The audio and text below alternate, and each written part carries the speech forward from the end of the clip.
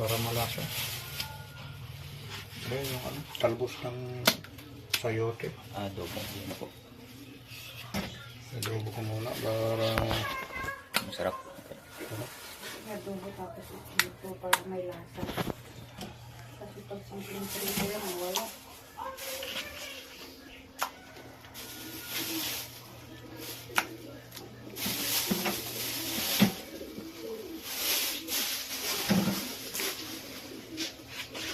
kasi yung mga kakain na babae wala nang panlasa, puro postiso.